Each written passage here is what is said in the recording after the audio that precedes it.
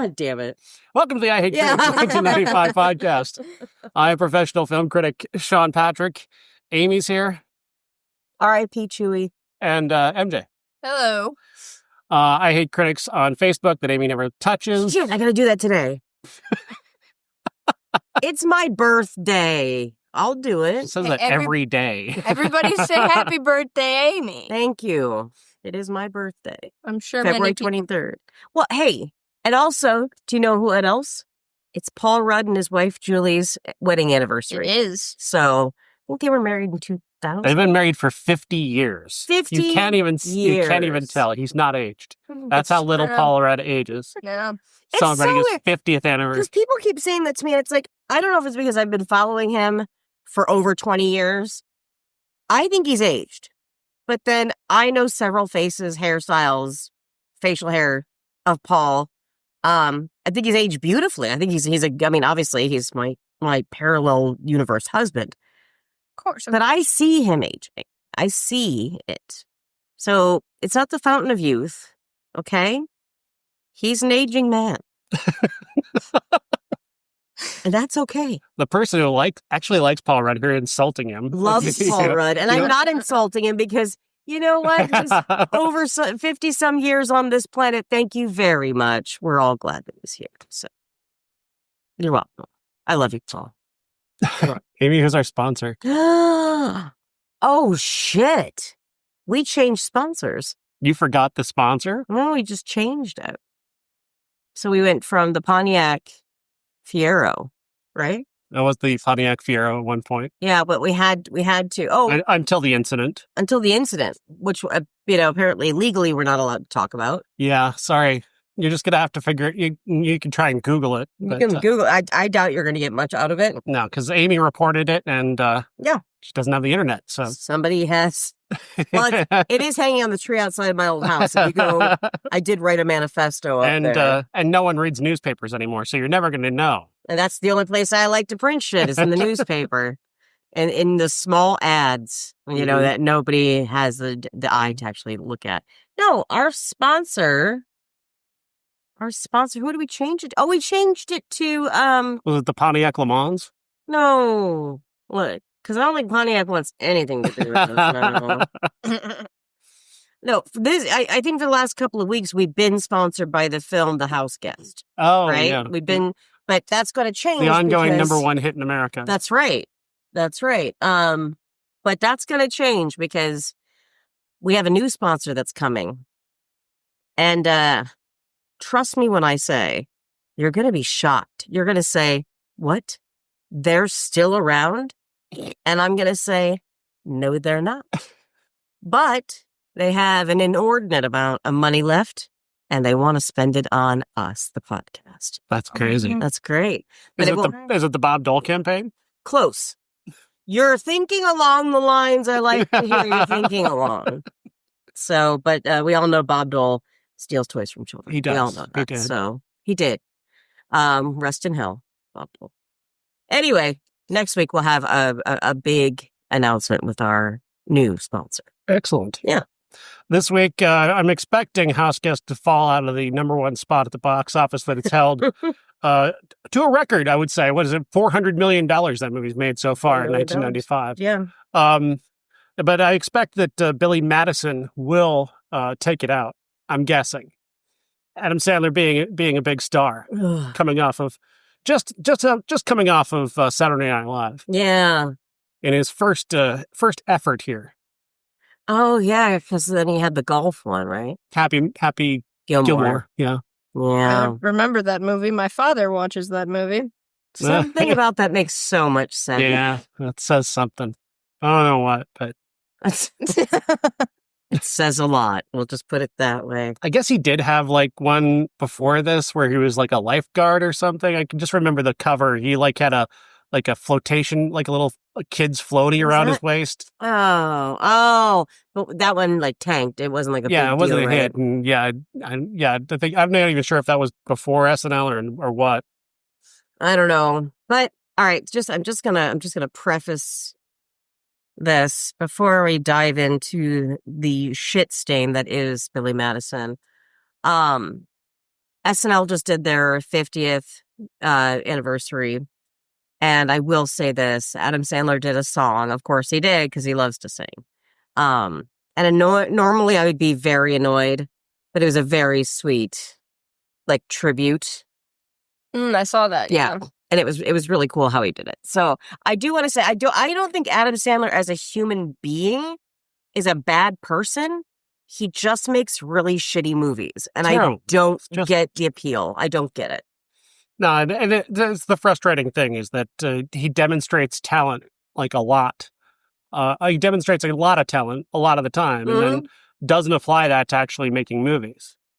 I think because we've talked about Punch Drunk Love and stuff like that, stuff that he's done that's like, wow, that's good. That's really good. But then you still get, for every Punch Drunk Love, you get like 10 little Nickies. And I don't think that that's fair to us as the viewer, you know? I would argue half of Reign Over Me is probably the best 9/11 movie ever made. Yeah. Half of it. The other half is questionable, negligible, but half of that movie is one of the best 9/11 movies ever. Spanglish is a good romantic that comedy. Was cute, yeah. Click, however, can go fuck itself. Click, terrible fucking movie. Yeah. Watch Big Joel's video about Click. It's fucking hilarious. God, it's so bad. So bad. Well, and again, I want to go back to like talking about Adam Sandler because, he was roommates with Judd Apatow, who's one of my favorite humans who creates TV and movies. And he's friends with all of these people that I adore. So that's why I trust their judgment. And I don't have a personal problem with Adam Sandler. I just don't understand why, maybe I don't understand what the things that he thinks are funny. And there's so many uncomfortable moments from start to finish in this movie. And again, the voice that he uses in this movie. He does that a lot.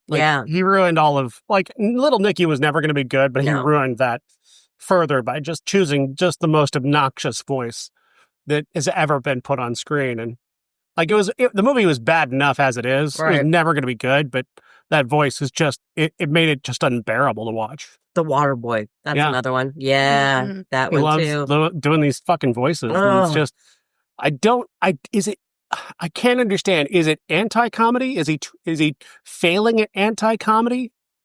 I don't know.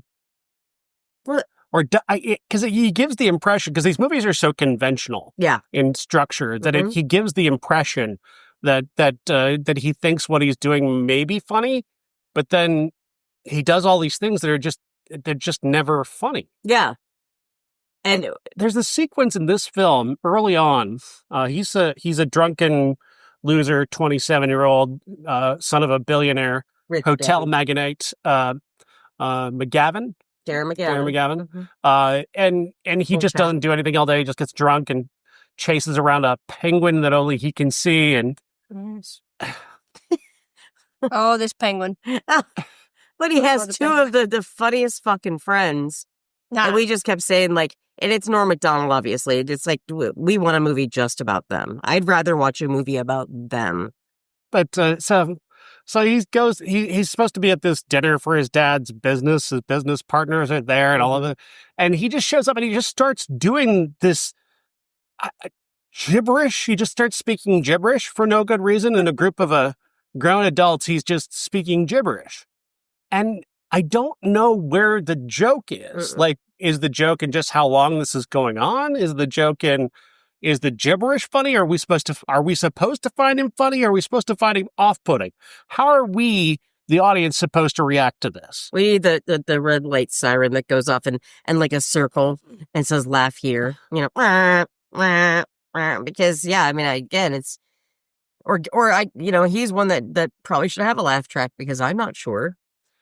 Andy Kaufman, we watched a documentary about him. Not allowed to talk about it yet in terms of a review because it doesn't come out till March. But Kaufman did this thing where his insecurity made him create characters that would then allow him to take over a room and thus give him the security of being the person who's in charge. Right. So he could tell you what the reality was. Right. And Sandler doesn't do that. he's not taking control of any room. He doesn't tell anybody else, what he's going to do, and they have to sit there and react to it. But they also are not. They don't feel imprisoned like Andy. Andy's taking advantage of the energy of the crowd, who are just by social contract, they're staring up at him on the stage, and they're at his mercy. Right. And then he takes that out into the world, and it becomes his form of art. But Sandler, it doesn't feel like he has control at any moment over these scenes, which I would assume then makes him like more of a Jerry Lewis character, like a buffoon. But then he's not a likable buffoon. Like you don't take his side. No. Because like here we have a Bradley Whitford character who's just playing that typical, he's every 80s movie villain just transported to this movie. He's the corporate goon who just wants the money and take over the company and blah, blah, blah. And you're just watching him going, that guy's right. Yeah. I mean, you're talking about when he says that this company has like 60,000 employees and you can't put, a guy who's running around chasing a penguin only he can see in charge of a company that, a lot of people are relying on for their job. Like, you can't do that. And yeah, he's right. What's the joke? Yeah. Yep. That's what, yeah. Because we were all like, God, are we siding with the bad guys? We really were. All of us were. If you've ever seen the movie Bachelor Party, it would be siding with Kent. Yeah. And no one sides with Kent. No one wants to side with Kent. Kent sucks. Kent totally sucks. No, now I want to watch Bachelor Party. God damn it. But his party, like Sandler's partying isn't fun. No. They're so drunk. Yeah. And so it's like after, like what would happen in the wake of Bachelor Party, like when they've gone too far, the camera is shut off and the scene is ended and everybody is just so drunk and high that they really can't carry on. Right. And that's where this movie is picking up, as if that's fun.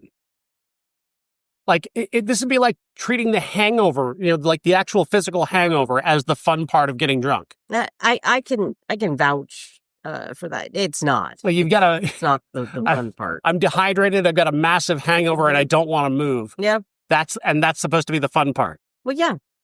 I mean, no, that's not the fun part. It's coherent, I guess. Like there is a plot happening. He tells his dad after his dad says, you're a fucking moron and I'm not going to let you run the company. I'm going to give it to, the actual, he may be a dick, but at least he's like qualified to actually do that. He had the qualifications. This kid. He's shitty, but like at the very least, he is competent. He does have a degree. He actually seems to want to run a business. Like, so he's going to give that guy the company, Bradley Whitford. And then Sandler makes a deal with him, or Billy makes a deal with his dad, says, if I can pass 1st through 12th grade, I can be in charge of the company. And it's like, anybody want to tell the stockholders that what you're doing here? Like what they might think of this? Yeah, because most people would look like for a master's or a bachelor's degree. Like most people would be like, what are the qualifications here? Yeah. Well, he's my drunk son. But the thing is, it's like the movie keeps telling us that he is like acquiring these life lessons that are teaching him to be a better person. I don't feel like we ever see that. No, we don't. I feel like we're constantly told that he's improving and we never see it. He's just the same baseline character throughout, doing stupid voices and making the same stupid joke over and over again. That's true. Having said that, what was your favorite part? Oh, well, Jim Downey. Jim Downey. Again, everybody knows that ending speech from him. It's a great meme now, but like, that was funny because it's right at the end. We get this really great moment where, he's talking about his street trash wife. And it's like, again, we want to know more about him. Yes, we want to know the story behind Jim Downey's wife. So, good. I'm very curious, MJ, like you're seeing this for the first time. Like first of all, how aware were you of Adam Sandler before this? Well, I mean, I've seen him in a lot of things. Well, I mean, I've seen things that he's done. Was it always against your will? Usually it was just put on. And I was like, okay, sure. Why not? My eyes. Because, I was a child. Yeah. So you're watching this for the first time, and I mean, I was just kind of curious, like, because I know 30 years ago when I watched this, I fucking hated it. I was angry from minute one to minute last, and I'm like, I wonder if like 30 years later, this has changed at all. If someone who's watching this for the first time after 30 years might see it differently, and you didn't. You hated it just as much as I did. No, the second he opened his mouth, I was like, oh dear God, what have we chosen here? What is happening in this weird little world on the TV? Yeah, you made a comment about his voice like right away, and I said, get used to it. That's going to be the rest of the movie, and your face just dropped. Oh. It's true. Oh, it was aggravating. Why? Well, why was it necessary? But the thing, too, is like you would be the target audience for this back then. Because I know that because we were 17 and 18 when this, or 18, 19 when this came out, target audience. People are just, and I think that really kind of put into perspective why I didn't want to be friends with people. If they mentioned Adam Sandler, it's like that was one of the first things that, it's my favorite. And I'd be like, oh, I gotta go. I'm out. So good for you. I'm gonna go. I literally did lose interest in a woman who I was talking with, and we were just having a conversation, and she said that her favorite movie was Happy Gilmore, and I just immediately like she was very attractive, and I still just completely lost interest. Like I don't blame you. Like that is a deal breaker. It just is. There's a guy that I dated. It was like maybe I was early 20s. And I mean, I had a huge crush on him. And then he's like, oh, yeah. And he goes, I said, so favorite movies? And he's like, oh, anything Adam Sandler. And I'm like, oh, I just got diarrhea. Gotta go. Is there any modern equivalent to Adam Sandler? Like something that like is mass popular, but like most like cool people go, that's really just shit?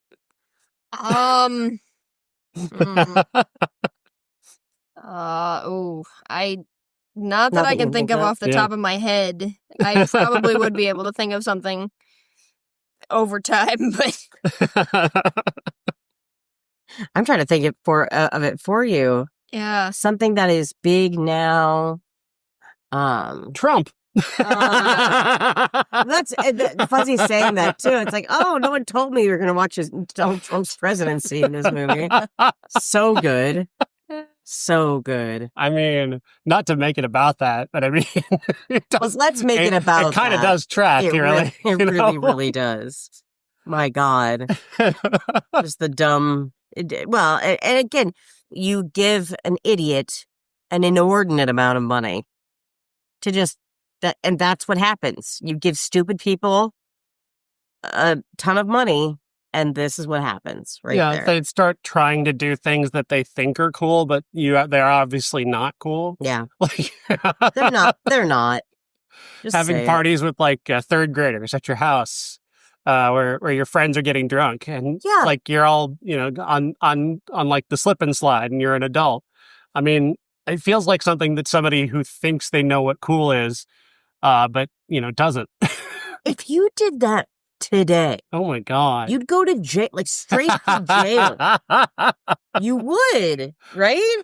Well, I don't think we can deconstruct Billy Madison from a standpoint of reality. Yeah.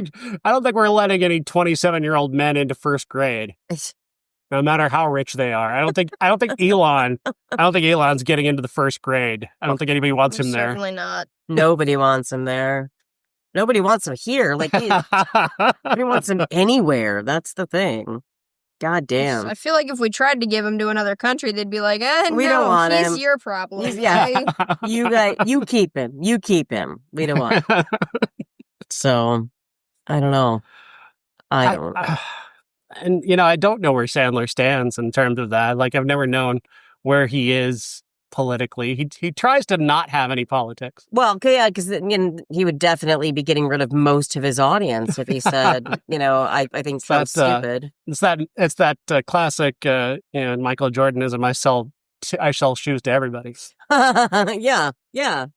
Wow. Which is like, yeah, that's pragmatic and true. It's also like, do you have a fucking soul? Yeah. Like, do you have empathy and kindness to go with your riches? And Right. maybe not. Like if you're kind of okay with other people suffering while you make a lot of money, You kind of suck. You're probably not a good person. No, I'm you're just not. gonna throw that out there. Mhm. And I do wonder, like, where would Billy Madison stand? Like, his journey is supposed to be somebody who's becoming a better person, but in reality, his journey is becoming super rich. Super rich. And I guess he's going to be a teacher at the end. Yeah. What? He did all of that so he could give the company to Carl. Carl, of course, being played by Mr. Mr. Heckles. Heckles from Friends. I'm sure he has a real name, but that's how Fuzzy and I know him. Mr. Heckles. Yeah. The guy who causes Chandler's existential crisis. That's exactly Yes. right. That's exactly right. But it was great because I liked Crazy Carl. I even from the beginning of the film, you could tell he was going to be on Billy's side. He was going to help take care of him. Why did you like him though? Because he's not making the best decisions if he's backing Billy. Exactly. Exactly. Unless he had like an inclination, like if I do this, Billy will give me the company. Then maybe, then it makes sense. But like I threw him away. without that, Carl just seems as irresponsible as Billy. Honestly. Yeah. But he's Mr. Heckles. I'd give him my company too. Here, Mr. Heckles, you can have it. I wasn't walking above you or dancing or clogging. Lots of people in this movie, aside from Mr. Heckles, too. Because like we already mentioned Jim Downey from SNL. You got Chris Farley, who looks like he's about to die in this film as well. Because he looks like he's about to explode. Yeah, that was his move, was to, according to the people on set, he drank 4 lattes prior to his scene in the bus so he could get the energy that he wanted. And he wanted to have his face be super beet red, like he's just filled with rage and about to explode. And that was the joke. That doesn't feel like a good choice for somebody. And then he throws a banana out the window. I don't know. And then the banana stays. And we keep Banana getting keeps seen. returning for some reason until it kills the O'Doyle family. I'm not laughing at that. I'm just like, I'm laughing at the very idea that there's an idea there, there was an inspiration, you can sense guys in a room going like, what if the banana peel comes back and we show it to him again and then we show it to him again and then it pays off by killing the O'Doyle family. I didn't want the O'Doyle family dead. I thought they sucked, but I didn't want them dead. I just feel like that may have gone too far. Yeah, you're right. I guess that's the joke, is that it just takes their comeuppance too far, maybe. I guess that's the joke. I guess. But it has nothing to do with Billy. Like, they're they're tormenting Billy in the few scenes that we see them. Yeah. Because they're not really characters. No. I mean, we've talked about them more now than they were actually on screen. I mean, one of them hits him in the face with a dodgeball. One of them pours pudding on his head, and another puts manure in his locker in high school, and that's it. That's it. That's the end. They're constantly tormenting him, but then he says he'll get back at them some point, but he's got to study, and then they just die from this random ass banana prank. It's so weird. I don't understand. I think again, it feels like there was an idea, but they didn't really know what that idea was going to be. They didn't finish the idea. So they just what if it just kills the O'Doyles? Yeah, great, done. Moving on. Cool. Placeholder joke in place. We move on to the next part of the script. That's true. Every one of these things feels like something that Sandler pitched on the day and then just did, and then some poor editor had to go, fuck me. Okay, I'm just take this and just try and put it in some kind of order. Oh God! All right, poor editor. I just want to get paid, guys. I just want to get paid. Oh, that must have been hard because, also Sandler, he wrote the screenplay with Tim Hurley, but he also was riffing Yeah. a day, like a Mhm. lot. Yeah. And you have to imagine there just had to be just endless reams of footage of him just riffing to the point where the first director got fired because he didn't have anything on the first, like he was 3 days into shooting and he didn't have anything. Are you serious? Yeah. Oh, wow. Yeah, he was 3 days Wow. into shooting. He was already behind schedule, and he really hadn't gotten any usable footage in the first 3 days. So they fired him and brought in this new director. I feel like that's a bit much. A slight overreaction, if you will. Overreaction to somebody wasting millions of dollars? I don't think so. Well, I mean, I just, just give people a chance. That's all I'm doing. All right. Come on. That's all. I kind of, like, again, there it is. Like, Sandler just can be so shitty that I have to side with the studio going, yeah, that's probably, you're right. Like, I don't want to be on the side of a studio. Studios suck. Well, that's true. But they're not wrong. They're Like, not this was wrong. Sandler's hand-picked director who is just taking them over budget and behind time and not getting anything useful, probably because they're all just getting wasted on set.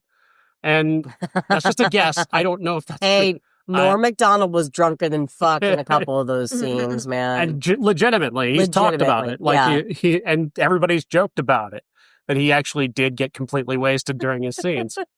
So I imagine, yeah, they probably, this is Sandler's buddy who's directing them the first 3 days. I imagine the reason they fell behind and got nothing usable was because they were getting so drunk, they couldn't actually do anything. It's just a guess. Just a guess, but it does seem to make sense because the next person they brought in was Tamra Davis, who has nothing to do with Sandler. Oh, that's true. And while I don't think Tamra Davis did a good job, I don't think anybody could have under the circumstance. Right. And what did she do before this one? I don't even know. mostly music videos. That's how I knew her name. Okay. Video director. Okay. Yeah. Okay. That's where she just did most of her work. And that's where they found her. And since then, she's done a lot of television. Like, she's worked every year before this movie until today. She's been at work. So wow. Like, she's one of the hardest working people in entertainment when you look at her IMDb. Just the amount of credits that she has. But this is a woman who directed videos for Depeche Mode and The Smiths and Faith No More. I knew the name. Like, I'm like, she why directed is that so familiar? Young MC's Bust a Move, Tone Loc's Wild Thing. Wow. Sonic Youth. Yep. From a Distance, Bette Midler. Wow. Come on, you can't always have cool ones. I mean, don't get me wrong. She directed for the Beastie Boys. Then she directed the movie CB4. Did she really? Oh, man. Wow, CB4, man. Maybe don't let her make movies. Just CB stands for cell block, by the way, people, just so you know. So, her thing right before this, she had directed a Sonic Youth video, followed by a Luscious Jackson video, and then Billy Madison, and then Veruca Salt. Yeah. And then Hanson's Umbop. Yeah. What a weird career. Yeah, but that's pretty fucking cool. That's pretty fucking cool. What do you want me to do? Just point the camera down? Okay, fine. That's not true because the videos that you're talking about were really fucking cool. No, I'm talking about her directing Billy. Oh, yeah. Billy's like, yeah, she didn't care. Yeah, whatever, Adam, sure. Just do what you want. Can I have my paycheck now? Where's my money? I just want to get paid, guys. I'm just doing this as a favor to a producer, so that's great. Cut. Next. Print. Move Let's on go. to the next one. Yeah. This movie. Well, again, like I do want to say too. It's like, I mean, there were moments that I laughed, but they were never at Sandler. Never, not once. Not once. Nothing he does is funny. No. I don't understand. Like, there's so many scenes that just kind of arrive and happen and then they're gone. Like, you spend like a minute with Farley eating a banana. I don't know. I mean, I can imagine a universe where Chris Farley eating a banana could be funny. Yeah. But it's not in this movie. No. Like, it's just, and you're just going, why did this scene happen? And that's like, you're like 50 scenes into the movie going, why did any of these scenes happen? Right. Why did the penguin thing happen? What was that about? That's a funny idea? Question mark. Like, maybe that could be a funny idea, but the execution is so bad. So bad. That you just don't laugh. You're just kind of puzzled by it. Like, what exactly am I laughing at? Like, I think like somebody would say, oh, it's probably better as like a stoner film. It's not a stoner film. A stoner film, you know, for me, if I were going to smoke weed, this is the last movie I would reach for. You know, I'd look for something that was either going to make me like really feel something or something like Dazed and Confused that makes me crack up every time. And it's perfect movie to get high to. What if everybody who thinks they like this movie was just so drunk they saw like they could see their own penguin? Probably my own penguin. That might explain it. My own personal penguin. They got so drunk that they were seeing penguins and they're like, this is the greatest movie ever. It's like, oh, yeah. This is so relatable, guys. I've just never been so drunk that I've seen penguins, though. I guess that does not ring true to me. I'm sorry. Do you get? I mean, I've never drank alcohol. So tell me, do you like? Do you get to a place where you hallucinate while drinking alcohol? I've never done that personally. I wonder if because they were kind of keeping this one, and not exactly PG, but like they didn't want to go hard R on it either. I'm not sure what the rating ended up being. I'm wondering if they like just didn't want them to smoke weed in the movie, because that's what it felt more like that, you know, like. But again, like or a major trip. Yeah, like alcohol is not going to make you hallucinate, right? I think typically if you're not drinking, like if you're a big drinker and you get the DTs, so yes, it might, but not like this. This felt again like you were super high, probably super drunk, and it's a mixture of two, maybe. That's if they were stoned, and the penguin joke might make a little bit more sense. Yeah, and you might find it sympathetic, right? Because you're also high yourself watching it, going, you know, like, yeah, I can relate to this guy. We're both like really high. We're both really high. And also just would kind of do more to explain his behavior because like alcohol is a depressant. It doesn't give you like massive angry energy all the time, which is like how he operates. Doesn't give you wings. maybe that is it. Maybe they're slamming Red Bulls and beer. Oh, there you go. Mm-hmm. But did we have? And I wouldn't know what that. Then? I wouldn't know what that that's like either. I've never had alcohol, so I don't know. I've never had Red Bull.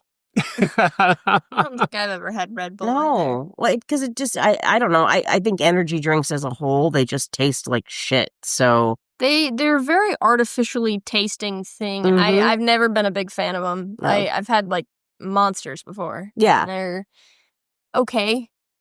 They're not my favorite. No, nobody drinks energy drinks for the taste. No, and that's the thing though. We were just talking about this. Yeah, because we were talking about.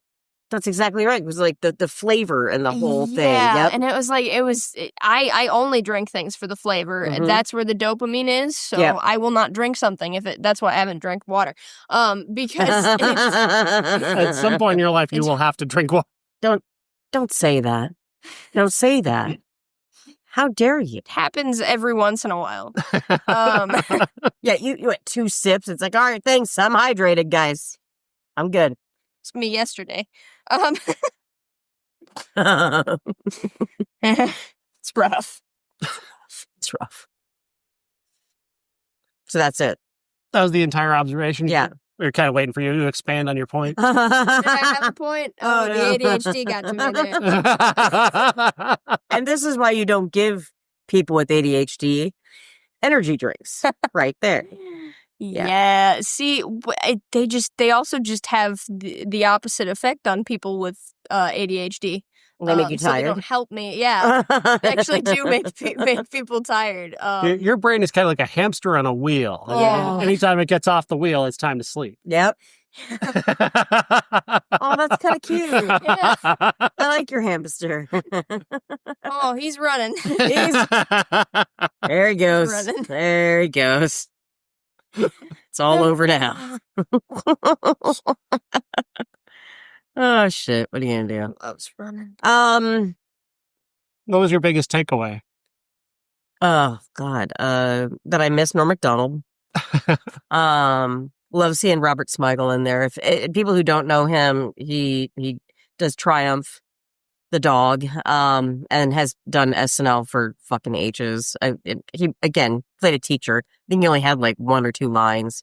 Great to see him in there. But yeah, for me, it was all about Norm. There's a moment where,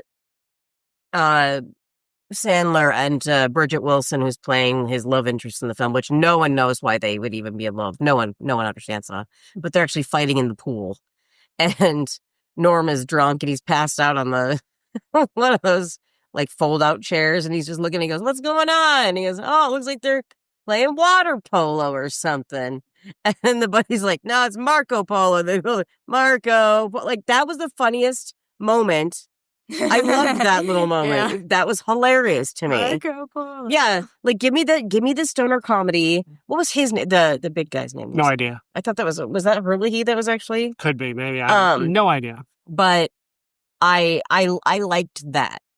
That was, and I just don't want to give this film any credit, but I do have to say, when asked about Billy Madison, I'll say I'd rather watch the Norm Macdonald movie version of that. So you'd rather watch Dirty Work. Which is Sandler without Sandler, essentially. Yeah, there you go. I probably would watch it too. Yeah, I probably would like that better. I'm sure I would. But yeah, this was we all just kept looking at each other like, is it over yet? How many hours is this movie?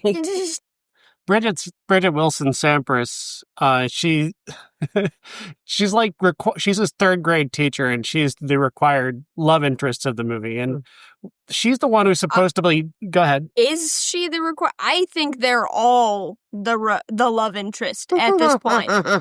You see how many love interests that dude had? That's true. Oh my God! Classic Why? Sandler trope, like that kind of demonstrates his arrogance. Is like every movie. Every person wants to fuck him. Not just every woman. Every man wants to fuck him. Every woman wants to fuck him. It's almost to the point like it's come so far around for me watching Sandler that it's like it's almost not a gay joke anymore. Like it's like he actually might just be bi, and that's the joke. Is that he might actually want to fuck a man. Like at one point, are they doing like a comparison between like who would you rather fuck? Like what was it, Jack Nicholson in 1974 or a beautiful woman, and he had to think about it for a while. He did. Jack Nicholson. What year, Jack Nicholson? 74. What do you think? Yeah. I might want to bang Jack Nicholson, actually. Yeah. Which, I mean, that's borders on progressive, honestly. Yeah, I agree. It was slightly agree. funny. Like, and he didn't he didn't turn it into a gay joke. He didn't like turn it into something that was angry or like anti-gay. Right. Yeah. Just kind of like he thought about it for a second, and then he picked the attractive woman, but like he wasn't making that as it was like a genuine competition. Right. Like he was really considering it. Yeah, you know? he was like, well, maybe.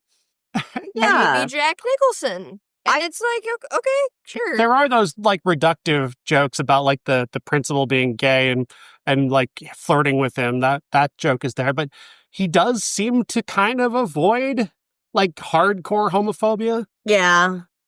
That's true. Which surprised me. Did it But- surprise you? Like there's a joke early on where like it's nudie magazine day. And he's chanting nudie magazine day over and over again. Yeah. And the magazines that he gets is like 80-year-old women, men with penises or women with penises, and just drunk girls. And while he doesn't look at either the men with penises or the older or women over 80, he doesn't like he doesn't do like a gross face. He doesn't even cringe. seem like he's completely grossed out by it. Like, Right. these are the magazines that I wanted. Yeah.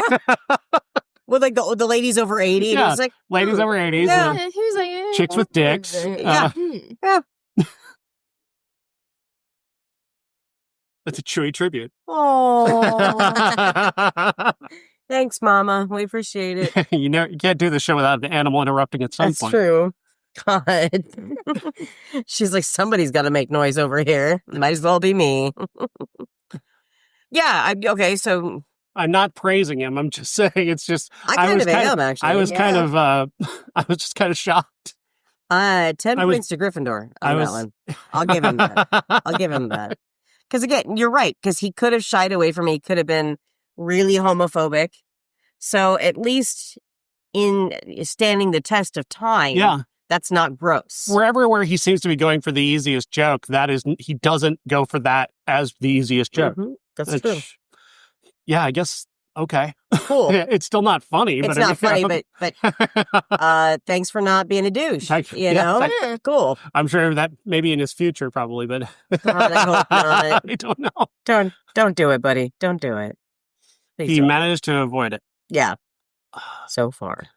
Maybe that was working with a female director too. Maybe she's just that cool. She kept that part out of it. I would like to think We're probably overpraising him. Yeah. Like all the really shitty gay jokes are on the editing room floor. oh my God. Or maybe he actually is progressive, and I'd rather hope for Let's that. just believe that, maybe. Okay, that one wasn't the cat. It's not the cat. Oh no, his ghost is here. Oh, Chewy, come on, bud.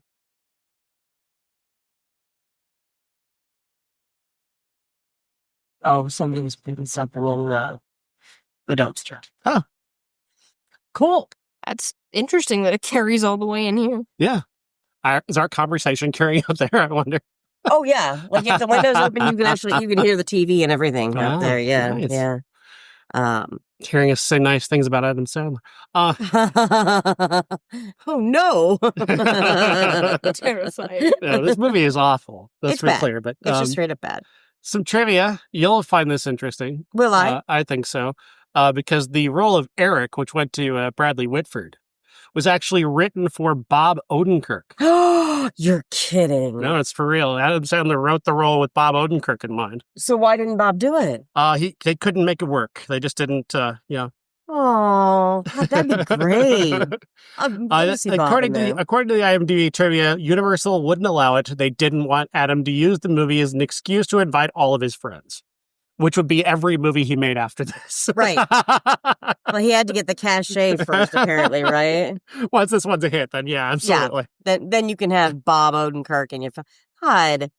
You know, again, Bob would be a great, he would have been a bastard. I think that would have at the very least been a little bit more obviously comic. Like I know Bradley Whitford's throwing himself into being like a comic villain, but at the same time, we're also going, he's right. Like, yeah.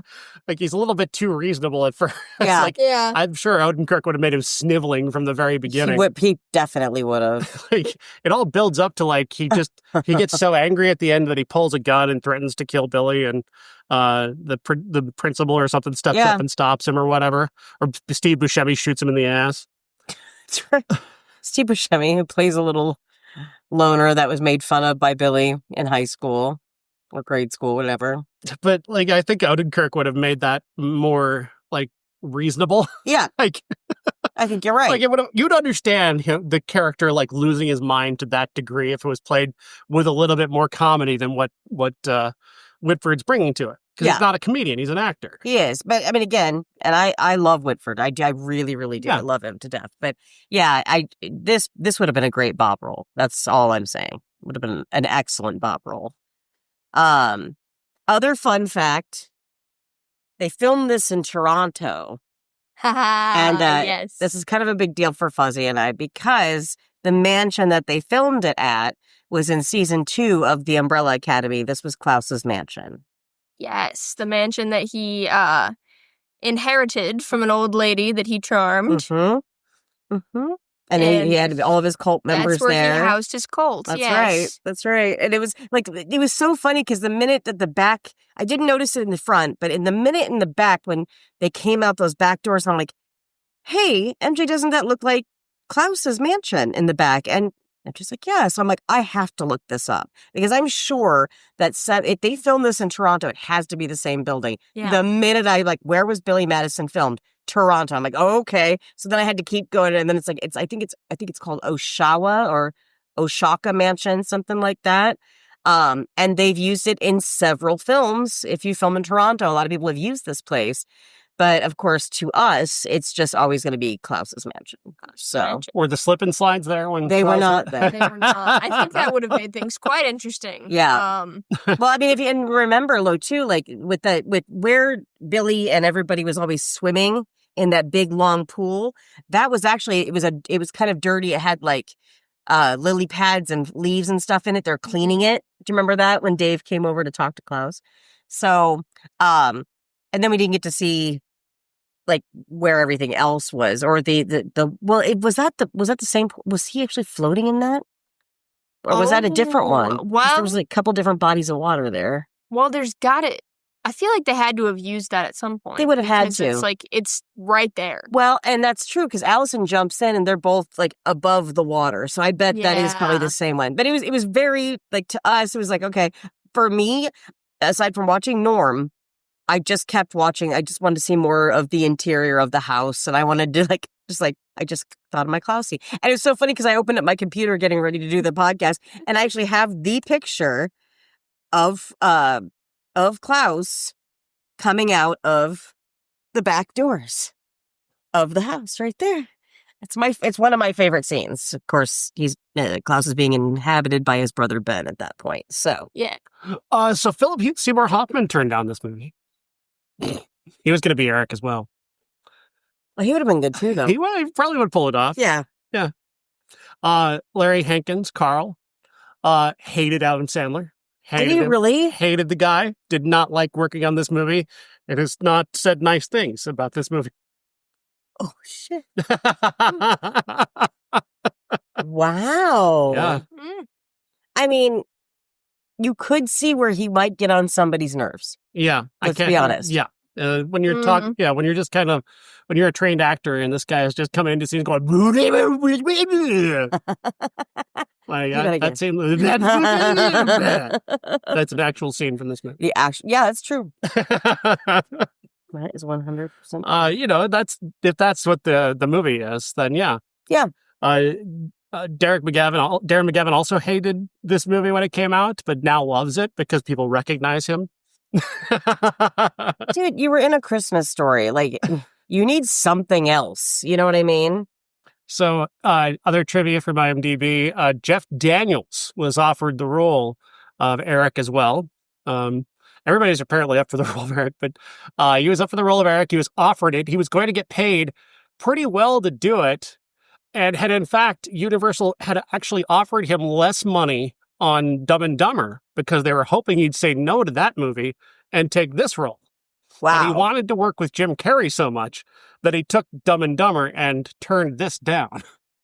I don't think he made a mistake. Yeah. You know, I mean, I think because Dumb and Dumber, again, like, of course, it's not my favorite movie, but there are good moments in it, and he's very charming as an idiot. You know, he really is. So, And he would have played it kind of like, well, it's straight, probably. Which, again, yeah. is not how this, Bradley Whitford did his best. Yeah, Did his he did. best. But, when you get to his turn at the end where he just pulls out a gun and gives up, it's like, that's just not earned. No. It's just not earned. That you just gave up on the movie right there at the end. I mean, let's just get this over with, basically. Yeah.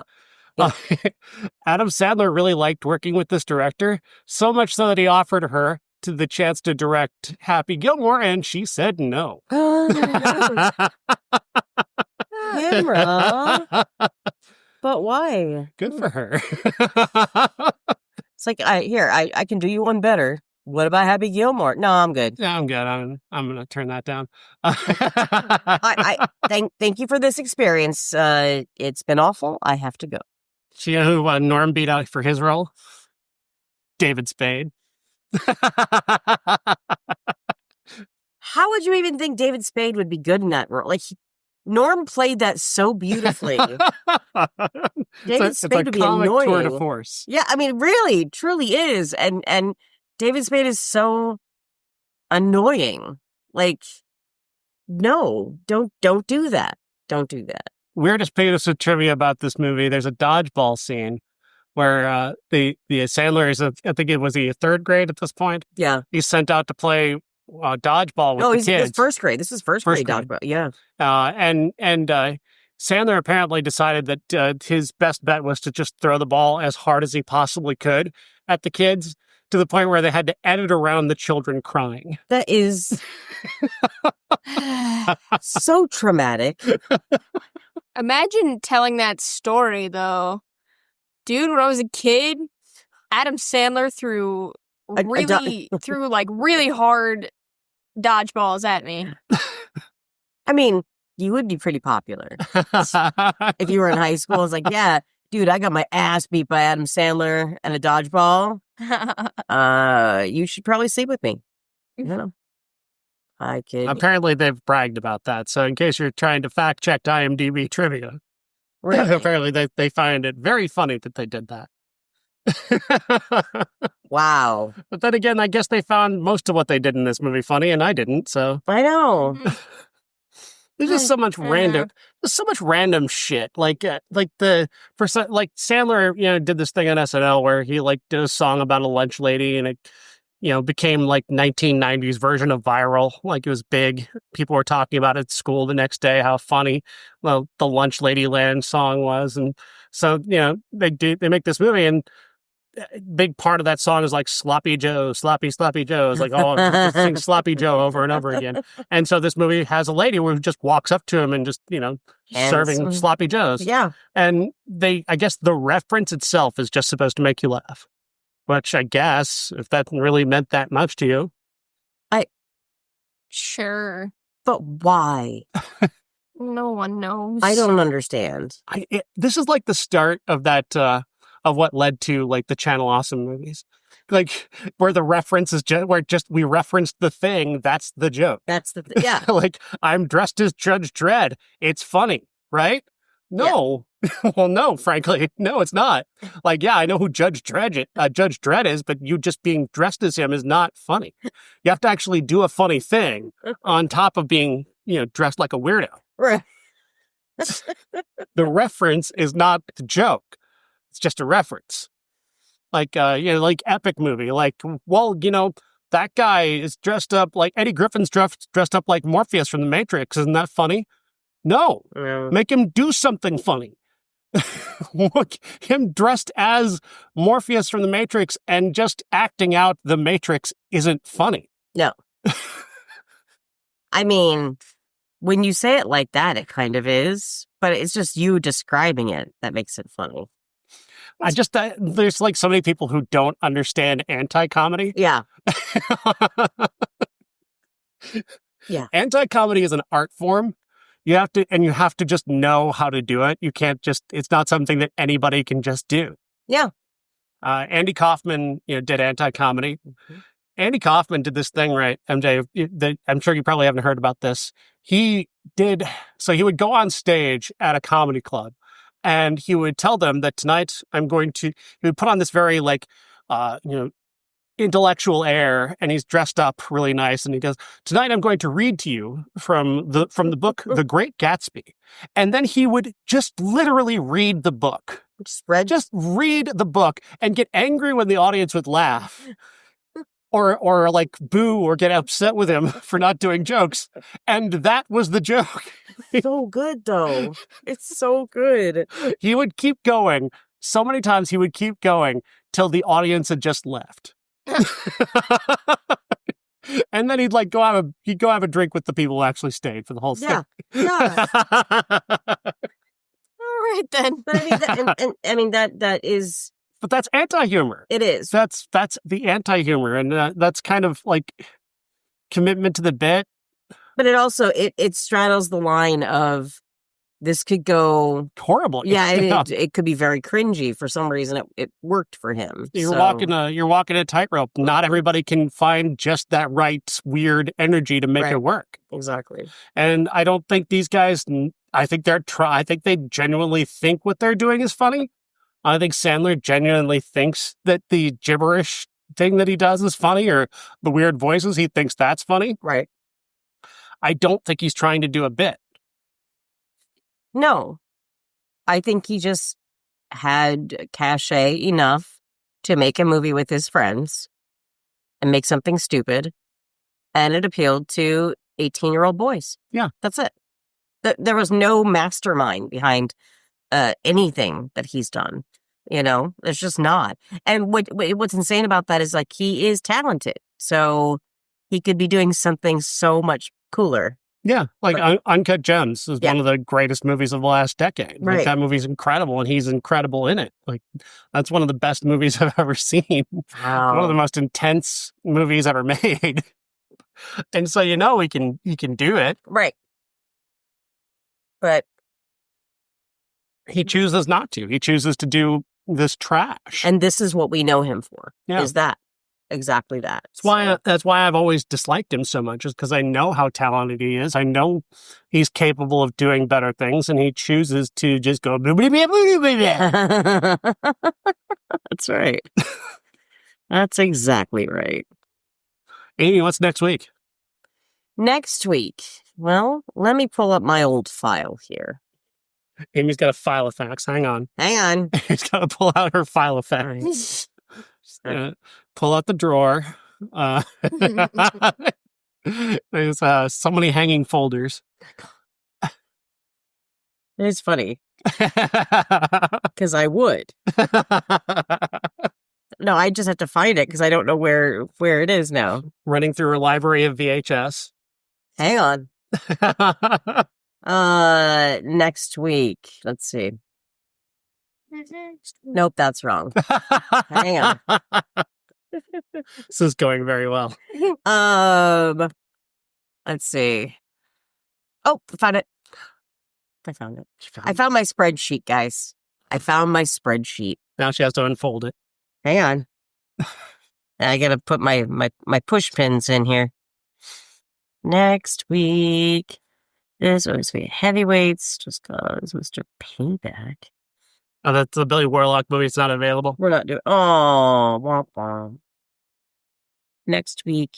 The Hunted. Yeah, we were gonna watch The Hunted, but we couldn't because, of course, the Lambert movie was not available. That was today's movie. It was Christopher Lambert's The Hunted, and it's not available. You can't watch it anywhere unless you have the VHS, which we don't have. Which we do not have, and that's the one VHS in Amy's collection that she doesn't have.